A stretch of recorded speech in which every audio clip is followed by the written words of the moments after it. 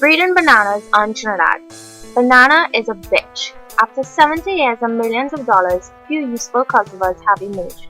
On the island of Trinidad, an Iranian, an American, and a Trinidadian, all under 30, have set about to breed multiple new varieties. Total cost near zero. That's right, zero.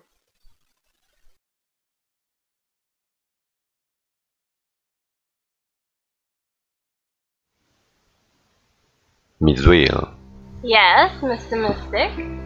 why is banana breeding so hard? 1. Banana cultivars are largely highly sterile hybrids, so it's like breeding a mule. Often, hundreds of bunches have to be harvested to get a handful of sickly seeds that have to be germinated by costly embryo rescue in a laboratory setting. 2. The banana life cycle is long, at least 2 to 3 years between full generations, and time is money. 3. Banana is a bulky crop, requiring acres of land to hold hundreds of mother plants and thousands of progeny. 4. Despite the sequencing of the Musa acuminata genome and the proliferation of DAC libraries, we really still haven't figured out what genes make a great banana. Most breeding concerns trying to make disease-resistant, high-yielding, and field-amenable versions of popular cultivars. Disease resistance is easy, but preserving the multiple characteristics of a popular variety is currently impossible using classical breeding techniques. So why do we think that the group who are young, inexperienced and have no money will succeed where others with plenty knowledge, skills and money have largely failed? Because you do not exist as learned from others' mistakes. We're not repeating the errors of the past. We're not doing what the pioneering banana people did, and what continues to be done to this day. We understand that you can't flog a dead paradigm. We've looked at the conventional breeding process, identified the flaws and bottlenecks, and have turned things on their head. What are the flaws and bottlenecks in conventional banana breeding? Well, apart from the tribulations alluded to in my answer to your second question, the fatal flaw is the perceived need to improve existing varieties and extrapolate from existing market trends.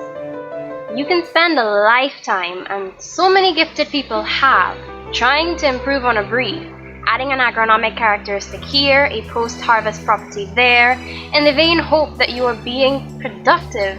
You aren't. You have to erase and rewind. Think from first principles. And the bottlenecks? Again, my first serious answer is instructive. Current banana breeding aims at introgressing favorable wild-type qualities into specific ancient cultivars. We're doing just the opposite. We're introducing favorable cultivar characteristics into wild bananas, starting with Musa balthusiana, and later Musa acuminata malacensis and M. acuminata zebrina. This is much easier than what has been done before, totally new varieties. But will the market accept this?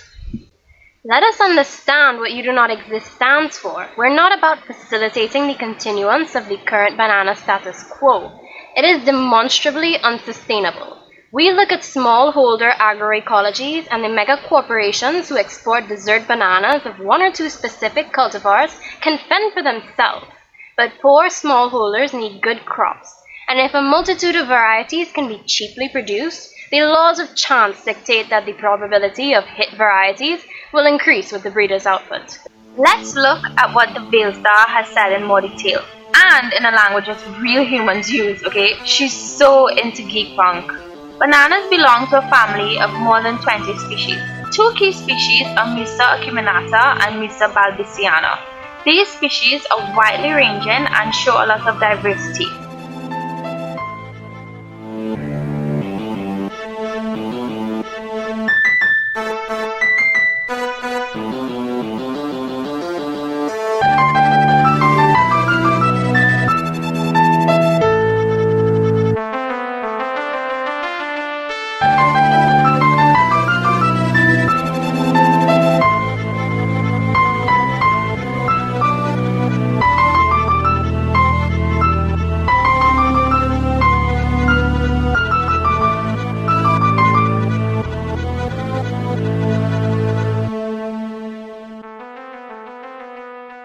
Cultivated bananas descended mostly from these two species are parthenocarpic, that is, they are seedless, needing no pollination to set fruit. Cultivated bananas are also largely sterile, meaning that they cannot bear seed. But how do you breed without seed? Traditionally, you took pollen from a wild disease-resistant species, pollinated the female flower of a cultivar, squished hundreds of ripe bananas through a sieve searching for seeds. You might get a few seeds per bunch, and many of these, after a lot of TLC, grow into monsters, or do not grow period. Virtually all of the bananas grown today, whether by commercial or subsistence farmers, descended by especially tortuous roots from a domestication event in New Guinea sometime early in the Holocene, the warm period after the ice caps melted 11,000 years ago. The event saw the emergence of seedlessness and limited fertility in bananas, and saw the hybridization of subspecies of Musa acuminata and the crossing with Musa balbisiana to produce robust, starchy cooking bananas and plantains. Wow, now I'm beginning to sound like Miss Vale. As banana cultivars diffused out of what we call the tri-island complex of their origin, New Guinea, Java, Sumatra, and the Philippines, further hybridization took place among even more varieties of Musa acuminata and Musa balbisiana of continental Southeast Asia and the Indian subcontinent. All of this happened on swidden and peasant farms, where cultivated bananas were within pollinating distance of many native wild banana species. The process of multiple hybridization among cultivated seedless bananas and the wild types has led in some cases, through a thorough reshuffling of genomes, the entire DNA of several species and subspecies, leading to a lot of variety and potential.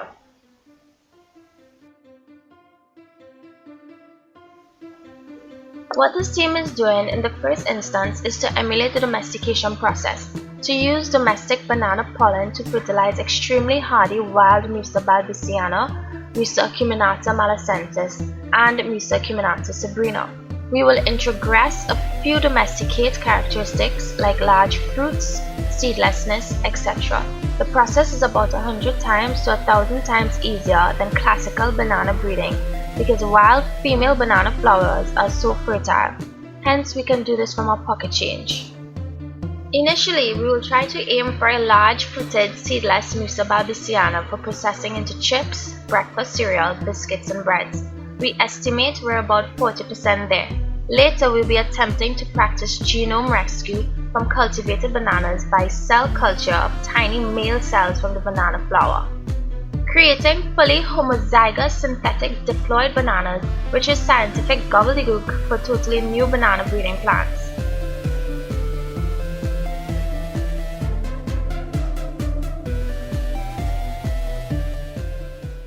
So Ms. Whale, exactly what's the breeding plan?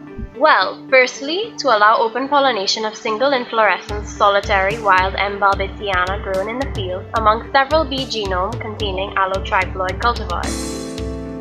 Well into growing out seedlings. Hopefully many of these will be diploids, as Musa tends to support haploid pollen. Even more hopefully, we're expecting homoeologous integration of key cultivar genes for large fruit size and parthenocarpy into cultivar pollen bee genomes, allowing for recombinant BB diploids with parthenocarpy and much of the robustness of Musa balbisiana. Later on, we hope to do similar things with Musa acuminata malacensis and M. acuminata sabrina. These are extremely disease resistant and respectively are adapted to various adverse field conditions. Finally, we envision the genome rescue from sterile triploids and diploids like Pusang mass, Cavendish, etc. by cultivating haploid microspores and doubling the chromosomes to produce synthetic diploid plants. This will allow several useful cultivar characteristics to be easily recombined into new breeds, we hope. What help do you wish from viewers? Well, we have access to land, a skilled-free scientific consultant, and we have the germplasm that we need. What we might need are agricultural consumables, trays, planting bags, fertilizers, and perhaps a small cytology lab. These things don't cost much because we will improvise to suit. People who wish to help can email us. My ad is at the end of the video. Mostly if you donate old college books and older Windows XP netbooks and laptop computers, we can donate to needy young people what we don't need and keep or trade the rest of the stuff for what we do need. We restrict donations to such goods because they can enter Trinidad duty-free. This will speed things up in Banana Land. And all our output is free to your world, no silly plant patents and other intellectual property.